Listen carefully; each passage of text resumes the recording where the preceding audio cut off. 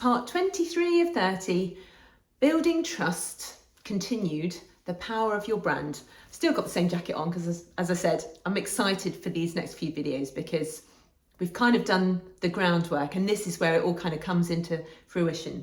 So to follow on, yesterday we talked about the customer loyalty ladder, you know, from awareness to advocacy, you know, people recommending you. How do you actually do that? In reality, what does it look like? And so if you've been following these videos, and if you haven't, I suggest you kind of go back a few because this is where it all comes beautifully together. I knew there was a plan out there somewhere. In parts 3 and 4, we talked about creating a brand identity and what that entails. What does it look like? What's your name? What's your logo? How do you feel? What's the experience? What's your tone of voice?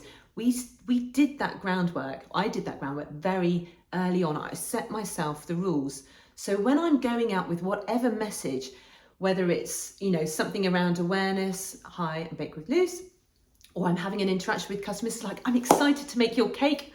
You know, we talked about personality and what that looks like.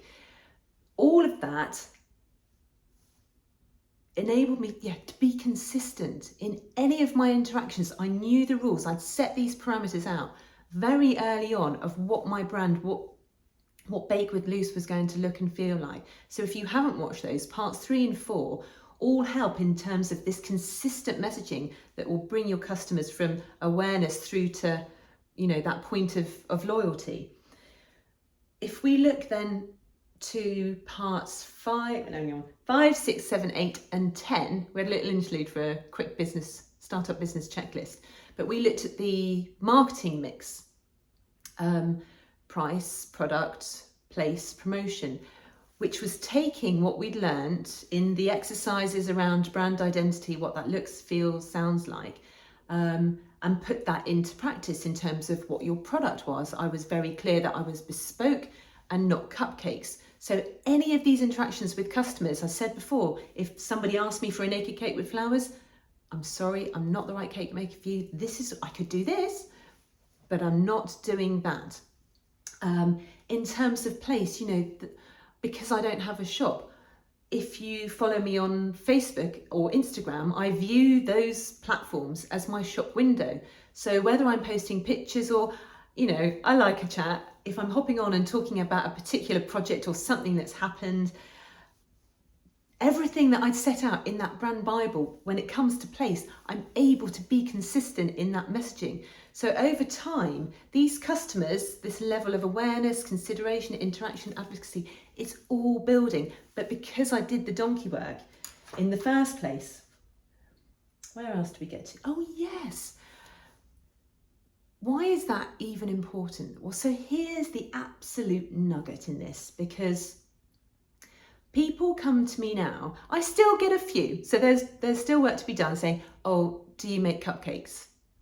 So somewhere along the lines, my messaging has not reached that person because I've been steadfast from the beginning. That's not something that I do. But the majority of time, and this still blows me away, people come to me for their wedding cakes even. Luce, somebody's recommended you. This is the theme. We just trust you to do something amazing. I mean, that's nuts. This is where everything aligns. Everything that I built out in terms of the brand, what I wanted to do, the things that I'm good at, staying true to my brand identity and the purpose for sharing joy through cake and knowing the things that I'm good at, the things that I'm not going to do, and how I talk about them. It's a perfect match now with the things that I can do that will deliver my best service, product, centre of the universe moment, and the customer gets that and they're open to it. I'm not having to say, oh, I'm sorry, I'm probably not the right cake maker for you. People are coming to me saying, do your thing. And if you watch parts, what videos are those? 13 and 15, I talk around cultivating creativity and confidence in creativity. Again, and this is sort of, I'd attribute to a lot of the personal growth stuff that I've done. If you've seen a couple of videos ago, the books that I recommended or the people that inspire me, this being able to talk about the thing that I do with such consistency. We trust you to do something amazing. And so that is the power of your brand.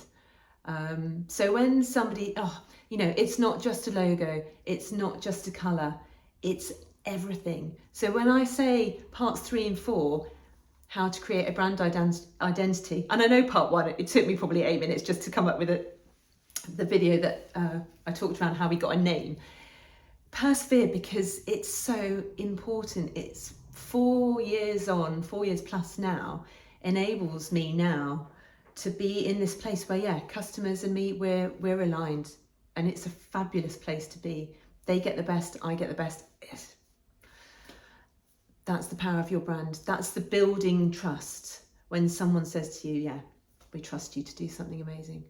I'm still a bit floored by that.